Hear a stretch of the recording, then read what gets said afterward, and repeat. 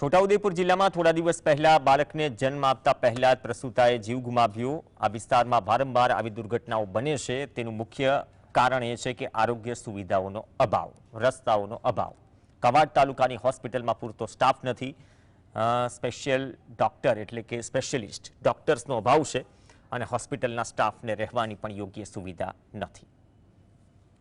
છોટાઉદેપુર જિલ્લાના કવાંટ તાલુકા જેવા દૂરના ડુંગરાળ અને જંગલવાળા વિસ્તારમાં જ્યાં પાકા રસ્તાઓ પણ દુર્લભ છે અને દર્દીને ઝોલામાં નાખીને મુખ્ય રસ્તા સુધી લાવવું પડે છે, ત્યાં સરકારી હોસ્પિટલ એકમાત્ર આશાનું કિરણ છે। પરંતુ આ હોસ્પિટલની વાસ્તવિકતા જોઈએ તો લાગે કે સરકારી તંત્રે અહીં આરોગ્ય સેવાના નામે મજાક કરી છે, જ્યાં ડોક્ટરોની જગ્યાએ ખાલી ખુરશીઓ અને મશીનોની જગ્યાએ ધૂળના થર જોવા મળે છે। છેવાડાના માનવી સુધી આરોગ્ય સેવા પહોંચાડવાના મોટા દાવા કરતા તંત્રને કદાચ ગરીબ આદિવાસીઓના સ્વાસ્થ્યની ચિંતા નથી। તેથી જ ક્વાંટના સામૂહિક આરોગ્ય કેન્દ્રને ડિસ્ટ્રિક્ટ સિવિલનું માત્ર બિરુદ આપીને તંત્રે પોતાની જવાબદારી પૂરી કરી લીધી છે। ડોક્ટરો નથી, એના કારણે મારે તાલુકાની પ્રજાને ખૂબ મુશ્કેલીઓ પડી રહી છે।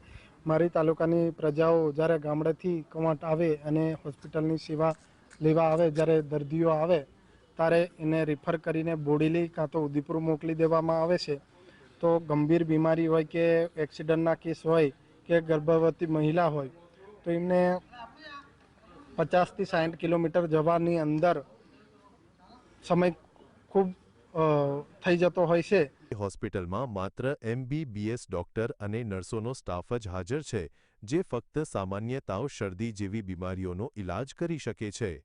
સ્પેશિયાલિસ્ટ ડોક્ટરોની અછતને કારણે ગંભીર કેસોમાં દર્દીઓને જોવાનું પણ શક્ય નથી। કેશ કાઉન્ટર પર તો કોઈ જોવા મળતું જ નથી।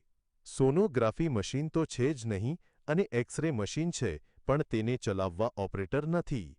ગાયનેકોલોજિસ્ટ જેવા સ્પેશિયાલિસ્ટ તબીબોની જરૂર પડે ત્યારે ડોક્ટર જ ન હોય તો નર્સિંગ સ્ટાફને જ પ્રસૂતિ કરાવવાની ફરજ પડે છે। અને અમારા 4 પોઝિશન પર બધા MBBS આવી ગયા છે, બટ સ્પેશિયાલિસ્ટની સખત જરૂરિયાત છે। સ્પેશિયલી ગાયનેકોલોજિસ્ટ, અત્યારે પીડિયાટ્રિશિયન અને ઓર્થોપેડિક તો સેવા સેતુમાં આવે છે, બટ ઇફ પોસિબલ ગાયની આવી જાય તો મને વધારે સારું રહેશે। સગા અહીંયા મોસ્ટલી લોકો રિપોર્ટ્સ નહીં કરાવતા કારણ કે USGની સુવિધાઓ નહીં સ્પેશિયલી અને કરાવે છે ફક્ત કેસરમાં। તો અગર એક રેડિયોલોજિસ્ટ બી મળી જતે, અગર એક લેબ ટેકનિશિયન બી મળી જાય સોનોગ્રાફી માટે તો બી સારું રહેશે। 150ની અરાઉન્ડ ડિલિવરી થાય છે। આ ગયા મહિને 134 ડિલિવરી થઈ સપ્ટેમ્બર મહિનાની, અને ચાલુ મહિનાની અંદર 74 ડિલિવરી થઈ છે આજ દિન સુધીમાં। અને દર મહિને હોમ ડિલિવરી બી થઈને આવે છે। ગયા મહિને 24 જેવી ડિલિવરી હોમ ડિલિવરી હતી અને આ ચાલુ મહિનામાં 10 જેવી ડિલિવરી હોમ ડિલિવરી થઈને આવેલી છે। અને રિફર બી દર મહિને 40થી 50 જેવું રિફર થાય પેશન્ટ। અહીંયા અમારે ગાયનેકોલોજિસ્ટ છે નહીં, એના માટે અમુક જે કોમ્પ્લિકેટેડ ડિલિવરી હોય એ અમારે આગળ રિફર કરવું પડે। હોસ્પિટલમાં 28 જેટલી નર્સો અને અન્ય સ્ટાફ છે, પરંતુ તેમના માટે રહેવાની વ્યવસ્થા પણ યોગ્ય નથી।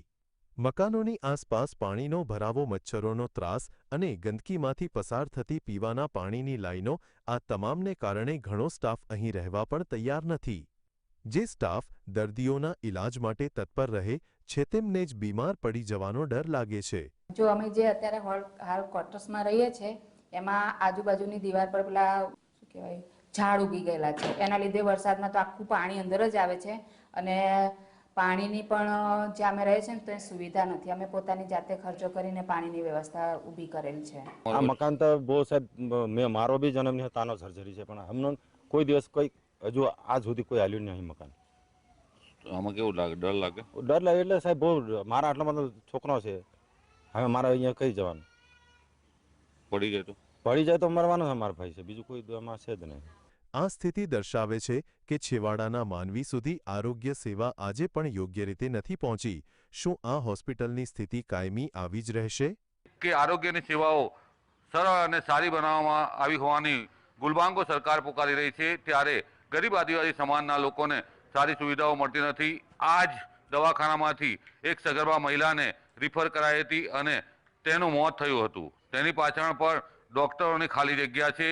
અહીંયા તમામ સુવિધાઓની જરૂરિયાત છે, સોનોગ્રાફી, અન્ય સુવિધાઓ, તે તમામ સુવિધાઓની ઉણપ છે। ત્યારે સરકાર આદિવાસી વિસ્તારના આવા દવાખાનાઓમાં સુવિધા ક્યારે ઊભી કરશે તે તો જોવાનું રહ્યું. Rafiq Dhaniwala, GS TV, Chhota Udepur.